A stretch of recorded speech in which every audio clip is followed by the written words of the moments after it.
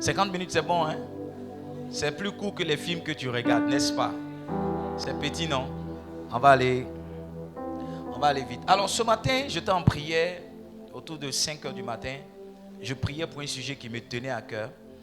Et pendant que je priais, j'ai senti mon esprit interroger le Seigneur. J'ai senti mon esprit dire, mais Seigneur, ce matin, nous allons rendre ministère. Qu'est-ce que tu souhaiterais que je dise à ces jeunes? Qu'est-ce que tu souhaiterais que je dise à ces jeunes qui vont venir? Quel est le message que tu souhaiterais que je leur partage? Alors, j'ai appris à ne pas dire les choses que Dieu ne m'a pas dites. J'ai cette éthique-là qui veut que je n'enseigne que ce que Dieu met dans mon cœur. J'ai dépassé l'âge où je dois impressionner les gens. J'ai dépassé l'âge où je dois me faire voir.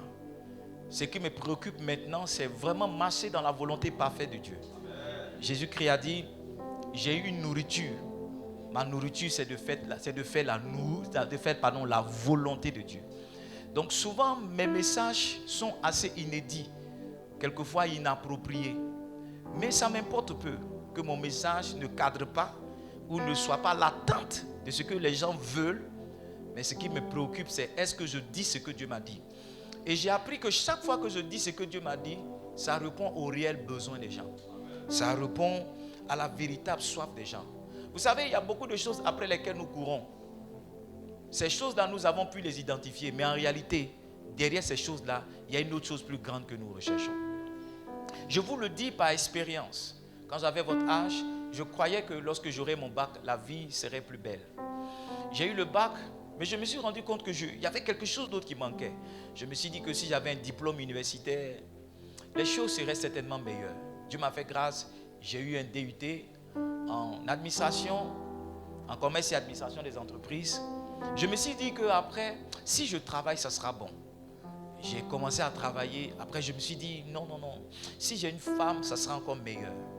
J'ai eu une femme. Je me suis dit, oh, si j'ai des enfants, ça sera parfait. J'ai eu des enfants. Après tout ça, j'ai découvert qu'il y avait quelque chose encore qui manquait. Voyez-vous, beaucoup d'entre vous, vous êtes là ce matin parce que vous voulez que Dieu vous donne la réussite à votre examen. Il va le faire. Mais au-delà de la réussite de votre examen, il y a un besoin après lequel vous courez. Mais vous-même, vous n'avez pas encore commencé à l'identifier. Vous ne savez pas pourquoi. Est-ce que tu sais que quand tu vas recevoir ton bac, tu vas crier juste 5 minutes après ça, tu vas retomber dans la dépression d'avant. Parce qu'en fait, tu vas voir que la vie est devenue plus difficile pour toi. Tu vas voir que la vie est devenue plus compliquée pour toi. Donc ce matin, je veux t'amener dans ce qui est ton besoin. Et quand j'ai interrogé le Seigneur, il m'a dit ceci.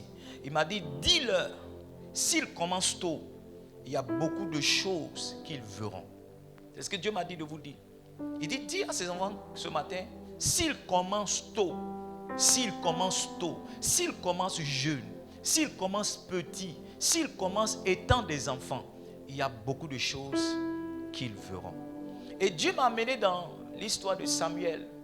En 1 Samuel au chapitre 3, le verset 8. Je veux avec vous ce matin dans cette partie de mon message essayer de corriger certaines fausses pensées qu'on a, certaines mentalités inappropriées. Je veux par l'onction et par la présence du Saint-Esprit ici ce matin nous aider à changer cela.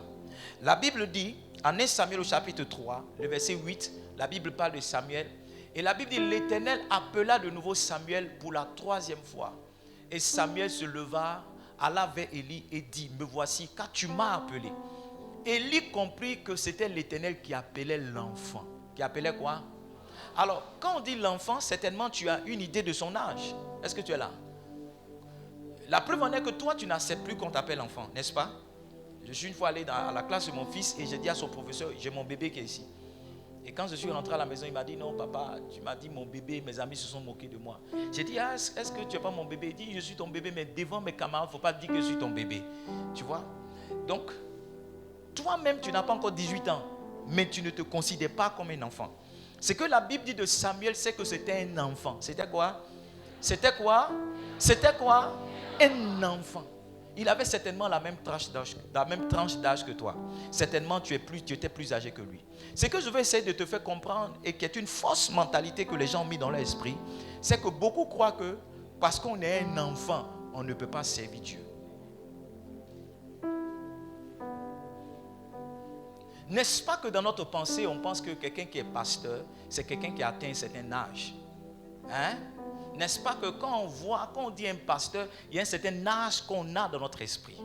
La Bible dit de Samuel que c'était un enfant. Maintenant regarde, 1 Samuel le chapitre 3, le verset 1. J'essaie de te dire que tu peux être un enfant et être au service de Dieu. Ta jeunesse n'est pas censée être au service du diable. Les choses que tu dois faire avec ta bouche, avec ton corps, avec ton intelligence, ce n'est pas forcément pour le diable que tu dois le faire. Tu peux, à ton âge, mettre ta force, mettre ta sagesse, mettre ton expérience, mettre ton cœur et mettre ton corps pour le service de Dieu. La Bible dit en 1 Samuel au chapitre 3, le verset 1, le jeune Samuel était au service de l'Éternel devant Élie. Donc celui que la Bible a dit au verset 8 que c'était un enfant, la Bible dit avant au verset 1 qu'il était au service de l'Éternel devant Élie. Samuel n'a pas pris sa jeunesse pour la gâcher et la donner au diable. Samuel n'a pas pris son enfance pour la livrer à la drogue, à la cigarette et à la prostitution. Samuel a pris son enfance, il a donné à Dieu dans le service. Je crois qu'avec ton âge, tu peux servir Dieu. Je crois qu'avec ton âge, tu peux servir Dieu. En clair, et c'est la vérité que je partage avec toi, la vérité est que si tu n'es pas en train de servir Dieu, tu es en train de servir le diable. C'est ça qui est la vérité. Si tu n'es pas au service de Dieu, laisse-moi te dire que si tu n'es pas au service de Dieu ce matin et que tu fais quelque chose d'autre, c'est le diable que tu es en train de servir. Tout ce que tu fais sans le savoir, peut-être même sans le vouloir, participe aux intérêts du diable. Ce matin, je suis venu te dire qu'en fait, ce n'est pas ton âge le problème. Ce n'est pas ta jeunesse le problème. Ce n'est pas ta situation le problème. C'est que tu ne savais pas. Si tu peux regarder comme Samuel, et à ton âge de l'enfance, être au service de l'Éternel, je suis sûr que tu auras un autre témoignage. Je suis persuadé que tu auras un autre témoignage. Voyez-vous, beaucoup de vos amis, quand ils vous voient venir à l'église, ils se moquent de vous. Ils se disent que ça, c'est une affaire pour les vieux. Ça, c'est une affaire pour les vieilles personnes. Et ils vous font croire que c'est vous qui êtes gaou et c'est eux qui sont hiérés. Je suis venu te dire que si tu as un ami qui te décourage de servir Dieu, laisse-moi te dire que c'est lui le véritable gaou. C'est lui le miatard. C'est lui qui ne sait pas ce qu'il veut. Avec ton âge là, tu peux être au service de Dieu. La deuxième fausse mentalité et fausse conception que souvent nous les jeunes nous avons est la suivante. Et je veux la corriger ce matin. Le verset 3, toujours 1 Samuel, le chapitre 3. Lisons ensemble le verset 3. La Bible dit, la lampe de Dieu n'était pas encore éteinte. Et Samuel était couché dans le temple de l'Éternel. Samuel était couché où ça? Il était couché où ça? Il était couché à l'hôtel? Il était couché au studio? Il était couché au salon? Il était couché au cinéma? Il était couché à Place Bédier? Non, réponds. Il était couché au marché? Il était couché dans une boîte de nuit? Il était couché dans un nightclub? Il était couché où ça? Il était couché où ça? Il était couché où ça? Donc on peut être jeune et ne pas dormir au maquis. On peut être jeune et ne pas passer ses nuits dans une boîte de nuit. On peut être un enfant et ne pas passer ses nuits dans un nightclub. On peut être un enfant et ne pas passer ses nuits dans des soirées de prostitution. Samuel nous donne l'exemple qu'on n'a pas besoin d'être vieux pour acquérir ce genre de sagesse. On peut être un enfant et puis dormir dans le temple. Dormir dans le temple, c'est-à-dire qu'il passait le clair de son temps dans la présence de Dieu. Il passait le clair de son temps dans la maison de Dieu. C'est ton temps que tu es en train de perdre chaque jour que tu passes dans un maquis. C'est ta jeunesse que tu es en train de détruire chaque nuit que tu passes dans un nightclub. C'est ta jeunesse que tu es en train de détruire chaque fois que tu vas dans cette forêt-là pour fumer de la drogue. C'est ta vie que tu es en train de détruire. Laisse-moi te dire, la jeunesse, on ne la vit pas une deuxième fois. La jeunesse, on ne la vit pas une deuxième fois. J'avais 18 ans comme toi. Je pouvais sauter, je ne sais pas moi, combien de mètres. Ouais. J'avais certaines forces et certaines énergies. Mais j'ai plus ça. J'ai plus ça. J'essaie de me maintenir avec ma coiffure, avec le sport que je fais quelquefois. Mais en réalité, je n'ai plus l'énergie que j'avais dans mes 18 ans. Et bientôt, tu auras l'âge que j'ai. Et tu sauras que tu as passé cette jeunesse-là. Alors, si tu n'as pas utilisé cette jeunesse à bon escient, tu auras beaucoup de regrets. Tu auras beaucoup de regrets. Où est-ce que tu passes le clair de ton temps? Fais-tu partie de ces jeunes-là, chaque fois qu'on doit appeler pour dire rentre? Est-ce que tu fais partie de ces jeunes-là, chaque fois on doit te chercher dans la ville pour dire tu étais où?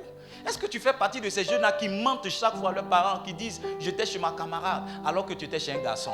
Est-ce que tu fais partie de ces jeunes-là qui mentent à leurs parents pour dire non, j'étais allé prendre un cahier alors que tu étais en train de fumer la drogue?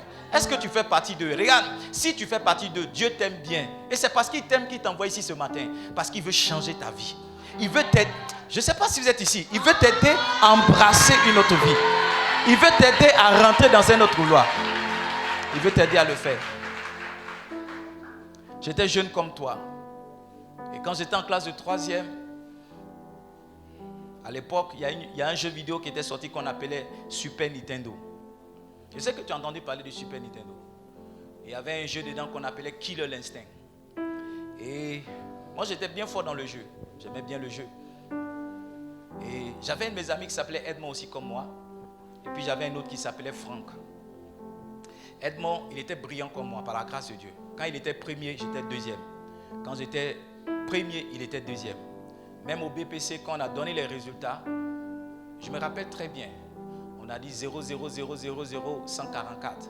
On a dit son nom, Adoku Kwasi Edmond. Après, on a dit 0000256. Et on a dit mon nom. Tu vois, ça fait plus de 20 ans, mais je me rappelle. Il était le premier de notre centre et moi, j'étais le deuxième. Mais on avait un autre ami là, Francky. Lui, il n'était pas intelligent comme nous. Et il nous suivait malheureusement. Quand on partait jouer aux jeux vidéo, quand on faisait ceci, il nous suivait. Vous savez ce qui s'est passé? Quand on a fini de dire nous deux, nous non, on est parti. On ne sait pas qu'est-ce qui est devenu Francky. Et puis un jour, je me promenais dans la ville de Boaké, une soirée, et je suis allé quelque part. Je ne sais pas si tu aimes mon histoire. Si tu aimes dire, raconte. Si tu aimes dire, raconte. Donc, pendant que je suis allé faire pipi, j'ai vu un jeune homme là qui ressemblait, qui avait la ressemblance de mon Francky, mon ami Francky. Et je lui ai dit, Francky, vous savez ce qu'il m'a dit? Il m'a dit, ne me touche pas. Il m'a donné une injure que je n'ai pas envie de dire dans le micro. Et il m'a dit, à cause de vous, j'ai échoué. À cause de vous, j'ai échoué. Ce que peut-être il ne savait pas, c'est que nous, on étudiait. Tu vois, il y a certains des amis avec qui tu te promènes, mais tu ne sais pas que quand lui rentre, il étudie. Vous êtes ensemble jusqu'à 23h, mais tu ne sais pas que quand lui rentre là, il ouvre son cahier. Toi, tu te dis, comme lui n'a pas étudié, toi aussi, tu n'as pas besoin d'étudier. Son résultat sera ton résultat. Et souvent, quand tu échoues, tu es réconforté parce que celui avec qui tu marches a aussi échoué. Donc, quand tu échoues, avant de pleurer, tu dis, et lui, et lui, et lui. Quand on dit les choses, tu dis, ah. Quand il a eu, je ne sais pas. Est-ce que ce que je dis, ça a du sens? Regardons l'histoire de Jésus lui-même. Notre modèle par excellence. Luc, le chapitre 2, le verset 46. Luc 2, 46. La Bible dit de Jésus, au bout de 3 jours, la Bible dit qu'ils sont allés à Jérusalem, ils sont sortis, ils partaient, mais Jésus est retourné à Jérusalem. Et la Bible dit que ses parents le cherchaient. Regardez, au bout de 3 jours, la Bible dit que ses parents le trouvèrent où ça? Ils le trouvèrent où ça? Ils le trouvaient où ça? Jésus a 12 ans, c'est au temple qu'on le trouvait.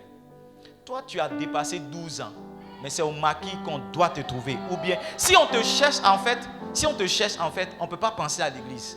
Aujourd'hui, c'est parce que tu es serré que tu es là. Sinon, en temps normal, tu ne t'assois pas à l'église. Regarde. Permets-moi de te parler franchement, parce que ton papa ne te parlera pas franchement. Tes amis ne vont pas te parler franchement. C'est ton pasteur seul qui peut te dire la vérité. Aujourd'hui, c'est parce que tu es serré que tu es là. Sinon, où on peut te trouver, c'est au maquis. Où on peut te trouver, c'est dans un nightclub. Où on peut te trouver, c'est dans un vidéoclub. À 12 ans, où on pouvait trouver Jésus, c'était au temple. Et la Bible dit qu'il était assis au milieu des docteurs, les écoutant et les interrogeant. Écoutez-moi bien, je fais une parenthèse dans mon message pour vous dire, il y a une chose qui va déterminer votre avenir, qui va déterminer votre destinée. Ce sont les gens que vous écoutez, les gens avec qui vous passez le clair de votre temps. Parce que selon la loi de la compagnie et la loi de la fréquentation, on finit toujours par ressembler à celui que l'on fréquente. On finit toujours par ressembler à celui que l'on fréquente. S'il y a un discours que je partage avec mes enfants très souvent, c'est ne marchez pas avec les vauriens, ne marchez pas avec les délinquants. Parce qu'on finit toujours, la Bible dit en Proverbe le chapitre 13, je crois le verset 20. Proverbe le chapitre 13, le verset 20. La Bible dit que celui qui marche avec les sages, celui qui fréquente les sages fait quoi? Donc tu deviens celui que tu fréquentes. Tu deviens celui que tu... À 12 ans, Jésus fréquentait les docteurs. C'est pourquoi à un certain âge de la vie de Jésus, un autre docteur est venu le voir pour dire: Rabbi, nous savons que tu es un docteur venu de Dieu. Pourquoi? Parce qu'il a fini par devenir ce qu'il avait commencé à fréquenter. Si tu fréquentes des délinquants, je te dis, avant 25 ans, tu seras un délinquant. Si tu marches avec les prostituées, avant même que tu ne sois en âge nubile, tu perdras ta virginité. Je te dis la vérité, si ta compagnie, ce sont les drogués, si ta compagnie, ce sont les pécheurs, tu vas te retrouver à être esclave de la drogue. La Bible dit en Psaume, je vais le lire pour vous. Avant qu'on ne lise Psaume, donne-moi Proverbe, le chapitre 22, le verset 29. Proverbe, chapitre 22, verset 29. La Bible dit, si tu vois un homme habile dans son ouvrage, il se tient auprès des rois. Il ne se tient pas auprès des gens obscurs. Dans la vie, il y a des gens qui sont obscurs et puis il y a des gens qui sont des rois. Ceux qui marchent avec les rois, ils deviennent habiles dans la vie. Donc, écoutez. Oh Jésus, écoutez. Les gens auprès de qui vous vous tenez, ils définissent ce que vous devenez. Qui est ta compagnie? Qui est ton ami? Avec qui tu marches? Avec qui tu parles? Somme le chapitre 1, le verset 1 au verset 3.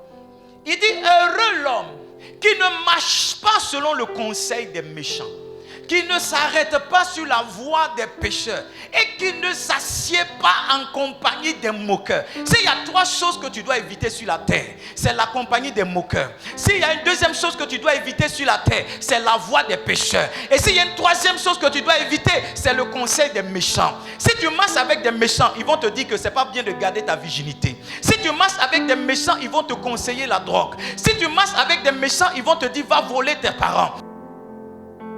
Si tu t'arrêtes sur la voie des pécheurs, ils vont te dire: allons violer, allons voler. Si tu t'arrêtes, ils vont t'amener à pécher et à parler contre Dieu. La question que je vais te poser avant que j'avance: qui est-ce qu'on trouve dans ta compagnie? Qui est ta meilleure amie? Qui est ton meilleur ami? Regarde les conseils que ton ami t'a donnés. Regarde les conseils que ton ami t'a donnés. À 12 ans, Jésus était au temple. C'est étrange. C'est la même chose aussi pour Samuel. La Bible dit qu'il était un enfant, mais il fréquentait encore. L'église, ce n'est pas pour les vieux. L'église, ce n'est pas pour les vieux. Nous, les pasteurs, on souffre beaucoup parce qu'il y a des gens comme vous qui ont été jeunes, qui n'ont pas compris ça et qui ont 50 ans maintenant. Ils ont accumulé tellement de problèmes. Donc, on est obligé de prier pour que la grâce de Dieu se manifeste.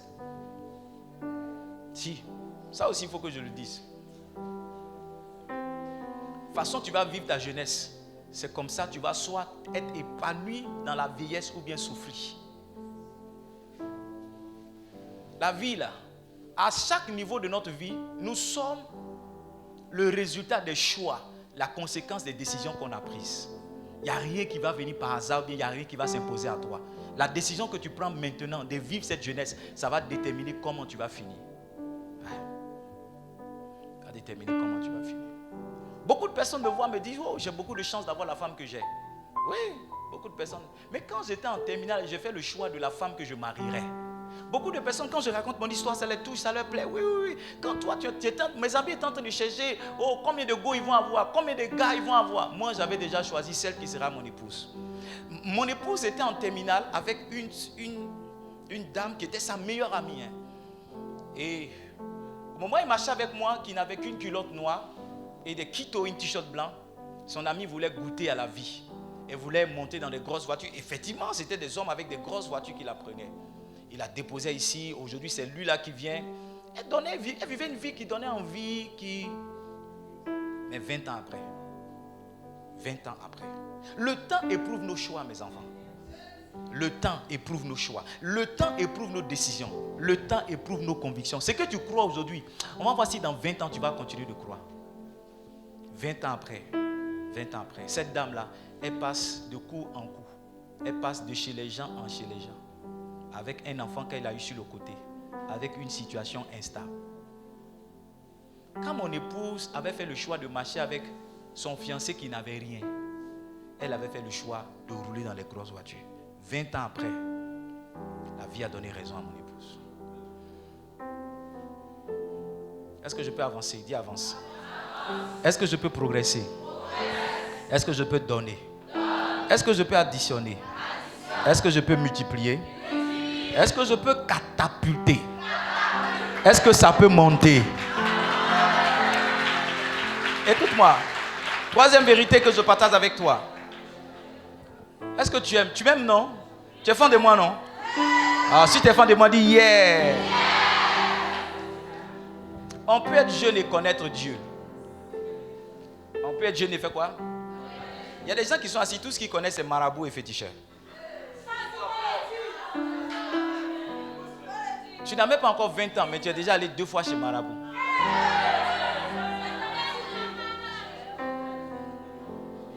Tu es assis et puis je parle de toi. Tu as vu? De toute façon, tu ne réagis pas. Les gens crient, ouais, toi tu n'as pas crié. Les gens crient, ouais, toi tu n'as pas crié. Dis à ton voisin, de toute façon tu es calme. Est-ce que ce n'est pas de toi que le pasteur parle?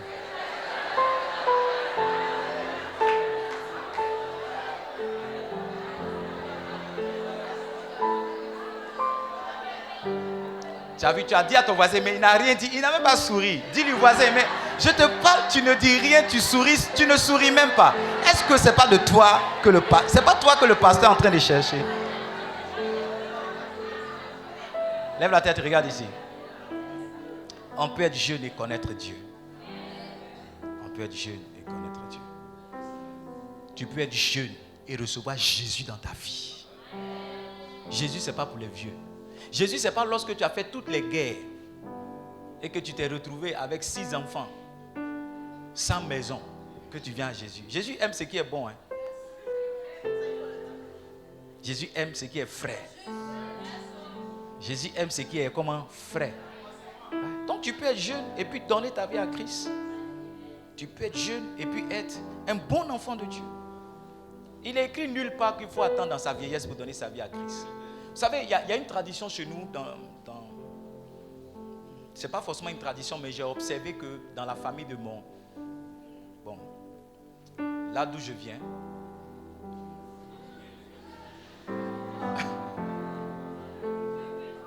en fait, ce qui m'a choqué une fois, il y avait une de mes grand-mères qui se mariait.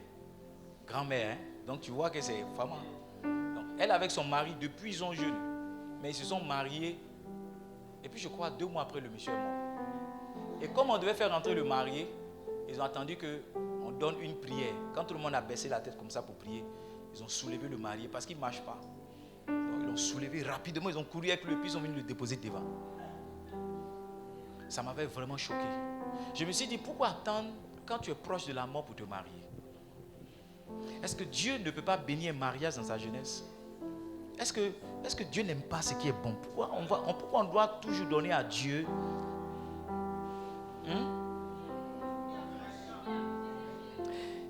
J'ai parlé avec un monsieur il n'y a pas longtemps. Il m'a dit qu'il allait faire un sacrifice et que le féticheur lui a demandé 30 000.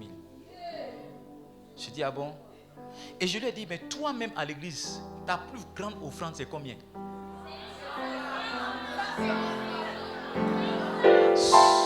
Je lui ai dit, est-ce que tu as déjà donné 30 000? Il dit non. J'ai dit, est-ce que tu as déjà donné 20 000 à l'église? Il dit non. J'ai dit, est-ce que tu as déjà donné 10 000? Il dit non. Est-ce que tu as déjà donné 5 000? Il dit non. J'ai dit, bon, toi-même, il faut me dire combien ton las. Il dit, si c'est trop, 1000 francs, 1000 francs. Regarde, il peut donner 30 000 au féticheur. Il peut donner 30 000 au marabout. Mais il donne 1000 francs à Dieu. Voyez-vous, dans notre mentalité, on a habitué Dieu à recevoir ce qui n'est pas bon. Et toi, tu te dis que c'est quand tu es vieux, fatigué, tu as fini de... C'est en ce moment-là que tu peux donner ta vie à Dieu. Ta jeunesse l'intéresse Dieu aussi. Ta jeunesse, Dieu aimerait bien que dans ta jeunesse, tu le connaisses. Jésus aimerait bien que dans ta jeunesse, tu viennes vers lui.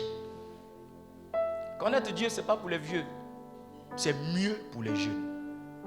Écris ça, connaître Dieu, ce n'est pas pour les vieux, c'est mieux pour les jeunes. Le Seigneur m'a dit ce matin, dis-leur, s'ils commencent tôt, ils verront beaucoup, il y aura beaucoup plus de choses qu'ils verront. Il dit, s'ils commencent tôt, dis à ces jeunes-là, s'ils commencent tôt à marcher avec moi, il y aura beaucoup plus de choses qu'ils verront. La quatrième chose sur laquelle je veux corriger, c'est qu'on peut être jeune et être appelé par Dieu.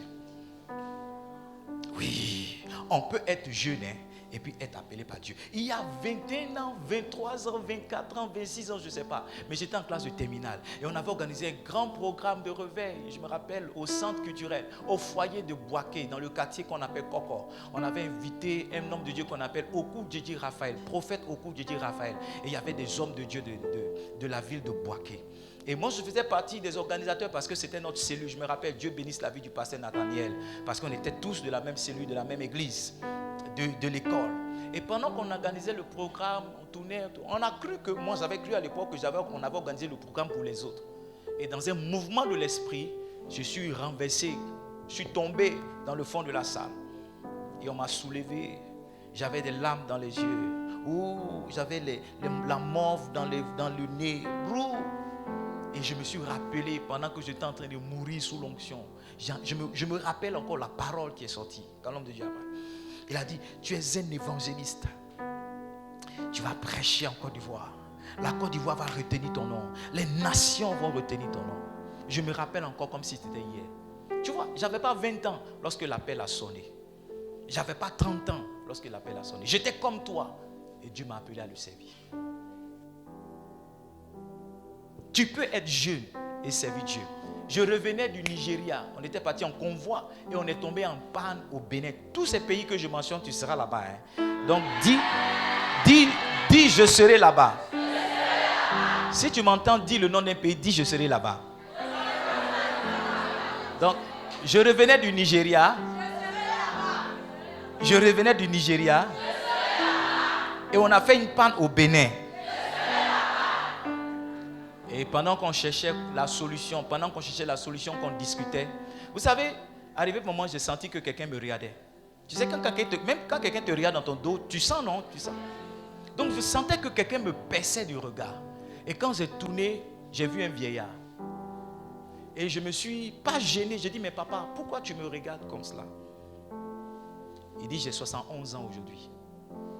Et c'est à 71 ans que je suis en train de chercher Dieu. Il m'a dit, j'ai passé toute ma vie et toute ma jeunesse à chercher l'argent. J'ai eu l'argent. Mais je ne savais pas que la chose la plus importante pour moi, c'était Dieu. Il dit, aujourd'hui, j'ai confié tous mes champs à mes enfants. Et je suis dans un convoi pour les jeunes. On va dormir ici. Je ne savais pas comment je vais dormir. Si j'avais votre âge. Donc, je te regarde parce que j'ai de l'envie pour toi.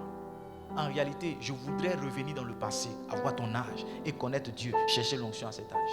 Même si j'ai l'onction à 71 ans, combien de temps je vais servir Dieu, la mort va me prendre. Tu peux être dans cet âge et puis servir Dieu. Le Seigneur m'a dit, dis-leur que s'ils commencent tôt, il y a beaucoup plus de choses qu'ils verront. Il y a des choses que Dieu veut te montrer, mais si tu veux commencer tôt avec lui, tu verras. C'était la quatrième vérité. Quatrième, je veux respecter mon temps. Je te donne un verset puis on avance. 1 Samuel chapitre 3. Le verset 4. Alors l'Éternel appela Samuel. 1 Samuel chapitre 3 verset 4. Alors l'Éternel appela Samuel. Il répondit, me voici. Il répondit comment? Me voici. Souviens-toi au verset 8, on avait dit que c'était comment? Un enfant a dit, Seigneur, me voici. Here I am. Here am I. Here am I, Lord.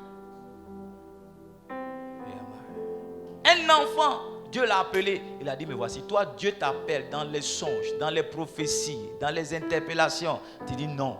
Tu vas aller jouer sur les mollets d'abord.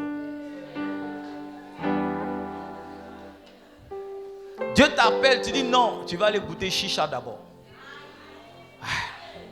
Dieu t'appelle, tu dis non. Tu vas aller faire 2 coups d'abord pour voir. L'enfant là, il a dit, Seigneur, me voici. Regarde, ce matin-là, l'alibi que Dieu s'est donné pour t'avoir à l'église, c'était de te mettre en classe d'examen. Pour que tu puisses entendre ça. Parce que depuis toujours, il cherche à t'attraper. Parce que depuis tu as assis tes pieds, tu bouges, tu sens que le message, c'est comme si c'était de toi que je parlais. Est-ce que toi, moi, on se connaît? Est-ce que toi, moi, on a déjà parlé? Alors, comment tu peux penser que je connais ta vie? Je ne connais pas ta vie. Mais Dieu t'a amené ici ce matin pour que je parle dans ton oreille. Cinquième vérité, on peut être jeune et répondre à l'appel. On peut être jeune. Samuel a dit, Seigneur, me voici. Il n'a pas seulement entendu l'appel pour partir. Il y a des gens qui entendent l'appel, comme Jonas, et qui prennent un autre chemin. La Bible dit que Dieu a dit à Jonas, va à Ninive. Mais Jonas a pris le chemin de Tarsis. Il a entendu l'appel, mais il n'a pas répondu. Quand Samuel a entendu l'appel, il a répondu, Seigneur, me voici. Dans son âge enfant, dans son âge jeune, il dit, Seigneur, me voici. Il a dit, Seigneur, me voici. Est-ce que toi, si Dieu t'appelle, est-ce que tu peux dire, Seigneur, me voici? Me voici devant toi. Ma vie est entre tes mains. Je veux voir tes désirs. Se révéler en moi, Seigneur, je me livre totalement. Je me livre totalement. Tu peux m'utiliser. Luc chapitre 2, verset 49. Luc chapitre 2, verset 49. Jésus a dit à ses parents, pourquoi me cherchez-vous? Ne saviez-vous pas qu'il faut que je m'occupe des affaires de mon Père? Jésus a 12 ans, il avait déjà répondu à l'appel. Toi, tu veux t'occuper de tes propres affaires. Toi, tu veux t'occuper de tes propres ustensiles. À 12 ans, il a dit à ses parents, pourquoi me cherchez-vous? Ne savez-vous pas que je dois répondre, m'occuper des affaires de mon Père? Donc je crois qu'on peut être jeune, je crois qu'on peut être un enfant et dire oui à l'appel de Dieu. Ouais, je crois. Samuel en est un exemple. Tu peux avoir cet âge et répondre à l'appel de Dieu. Aujourd'hui même, servir Dieu est plus honorable. Quand tu me regardes, si tu n'es pas content, si ça peut... Servir Dieu aujourd'hui est devenu honorable. Aujourd'hui, quand tu dis que tu es pasteur, tu as plus de chances d'avoir une soeur qu'avant. Et beaucoup croient que les pasteurs sont des gens ignorants, ignares. Les pasteurs font partie des gens les plus diplômés. Les pasteurs font partie des gens les plus intelligents. Servir Dieu, si tu es idiot, tu ne peux pas être pasteur. Si tu es bête. Parce qu'il y a des gens aussi qui se disent je veux être pasteur parce que je ne suis pas sûr d'arriver jusqu'au BTS. Si c'est ça qui est dans ton esprit, ce n'est pas bon pour toi. Parce que être serviteur de Dieu, ça demande beaucoup d'exigences, beaucoup de capacités. Tu dois avoir une connaissance, une culture générale. Tu dois avoir des connaissances pratiquement sur tout. Sur tout. Donc on ne se lève pas simplement pour dire oh, je veux servir Dieu parce que j'ai fait 3 fois le bac, parce que j'ai fait 4 fois le bac, ou bien parce que j'ai fait 5 fois le BPC.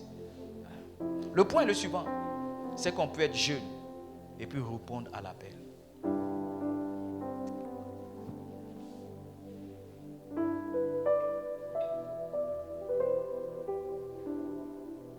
Le 6e point avec lequel j'ai fini, on peut être jeune et avoir la révélation de la parole. Est-ce que tu n'es pas content de ce que j'explique, ce que je dis? Tu peux être jeune et puis comprendre la parole aussi. Tu peux être jeune et comprendre la parole. Tu peux être jeune et puis recevoir la parole. Avoir la compréhension de la parole. Maintenant regarde, si tu as la révélation de la parole, tu auras la révélation des mathématiques. La Bible est le livre le plus complet. Si tu comprends la Bible, tu vas comprendre les mathématiques. Tu vas comprendre les assurances, tu vas comprendre la banque, tu vas comprendre la géographie, tu vas comprendre tout. Si tu sais lire ça, tu sais comprendre. Qui a une Bible? Lève la main. Pas dans ton téléphone, pas dans ton téléphone. Tu as une Bible en papier. Qui est venu avec sa Bible? Lève la main. Qui est venu avec sa Bible? Lève ta Bible. Tu es venu avec ta Bible. Lève, tu es venu avec ta Bible. Lève ta Bible. Il y a 3 personnes. Lève ta Bible. Ah, maintenant, baissez. Quels sont ceux qui ont une Bible? Maintenant, vous-même faites.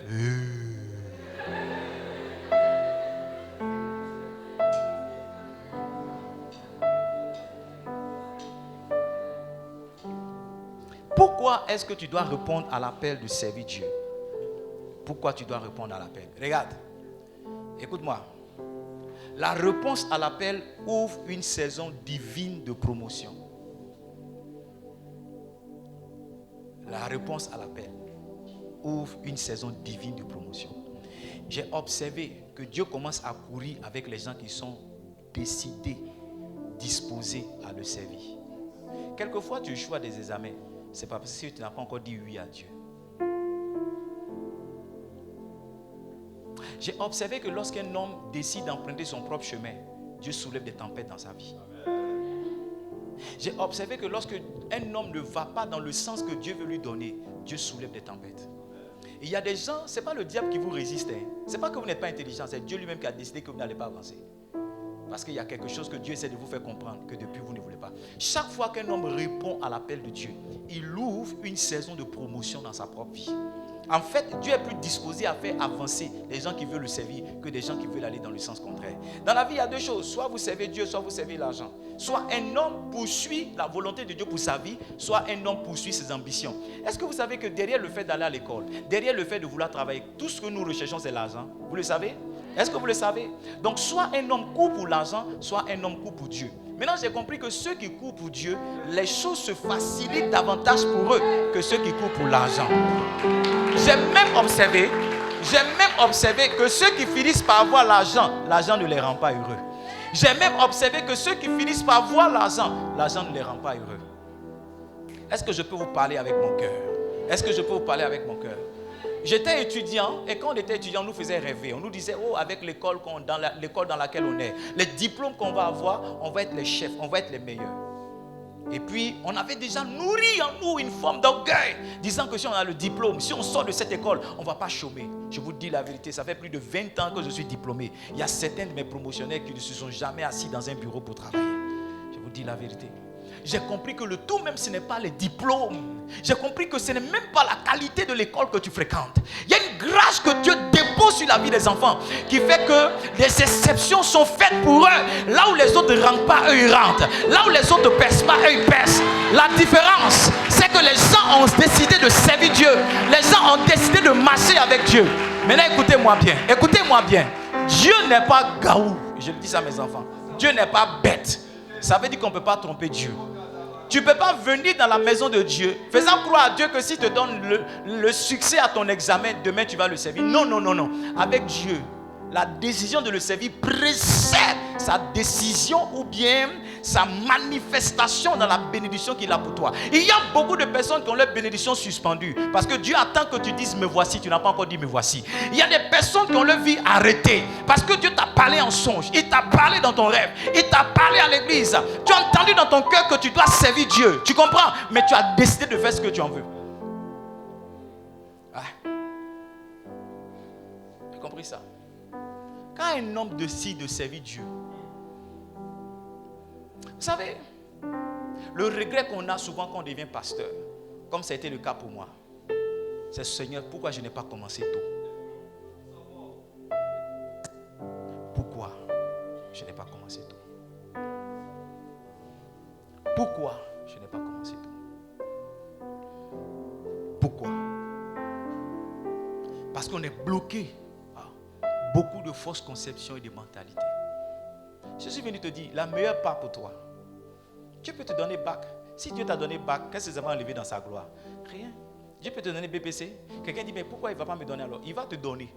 Mais avant, tu dois accepter d'être à son service. Servir Dieu, ce n'est pas seulement être pasteur. Servir Dieu, c'est mener une vie qui plaît à Dieu. C'est consacrer sa vie à Dieu. C'est se laisser utiliser par Dieu. On n'est pas serviteur de Dieu seulement lorsqu'on est pasteur. On est serviteur de Dieu lorsque sa vie est utile entre les mains de Dieu. Dieu peut te prendre pour être un modèle de succès.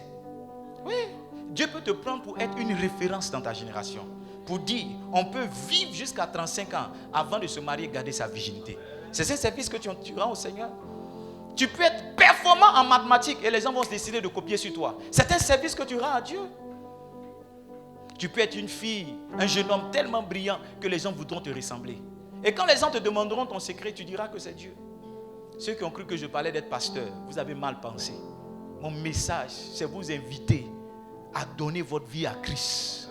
Pour que Christ puisse servir, il puisse se servir de votre vie. Maintenant, le point est le suivant. C'est que lorsque Christ se sert de ta vie a 2 fois plus de saveur, 2 fois plus de bonne odeur, 2 fois plus de bonheur que c'est lorsque Satan. Vous allez tous remarquer, il n'y a pas un criminel qui est beau.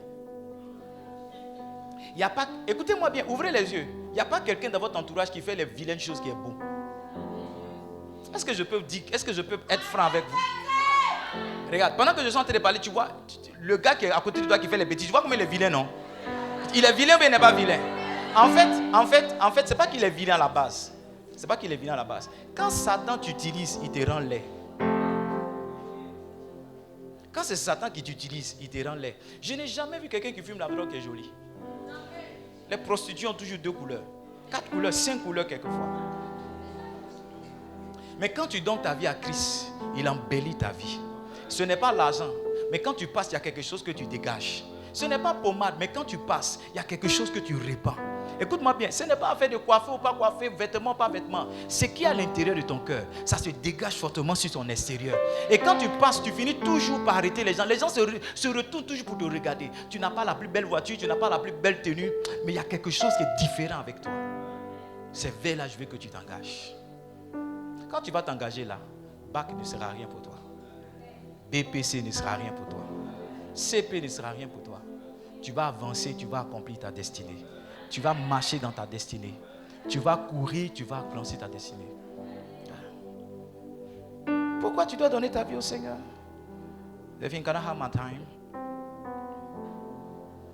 La réponse ouvre toujours des saisons d'accomplissement. La Bible dit que lorsque... Reviens, s'il te plaît, sur 1 Samuel chapitre 3. Lorsque Samuel a dit « Me voici », Dieu a commencé à lui parler. Lorsqu'il a dit « Me voici », je fais ta volonté. Quand Samuel a dit « Seigneur, me voici », la Bible dit que Dieu a commencé à lui parler. Il y a des choses que Dieu commence à faire dans la vie de celui qui dit « Me voici ». Entre le jour où Dieu t'appelle et le jour où tu commences à le servir pleinement, souvent il y a 20 années qui s'écoulent. Il y a 30 années qui s'écoulent. Mais Dieu veut simplement que tu dises « Me voici ». Et il va commencer le processus de transformation avec toi. Il va commencer le processus de repositionnement avec toi. Ce matin, tu as une opportunité en or. Tu as une grande opportunité en or. Une grande opportunité de faire la paix avec le Seigneur et de décider de le servir. De décider de marcher avec lui. Je vais prier, tu vas avoir ton examen. Mais ma plus grande prière, c'est que tu donnes ta vie à Christ. Ma plus grande prière, c'est que l'examen de donner sa vie à Jésus, que tu puisses passer cela haut les mains. Ma plus grande prière pour toi, c'est que l'examen de confier sa vie au Seigneur Jésus, que tu puisses passer cet examen-là. Et qu'à partir de ce programme, ta vie ne soit plus jamais pareille. Que ta vie ne soit plus jamais pareille. Ah, je veux prier pour toi. Tiens-toi debout, je veux prier pour toi.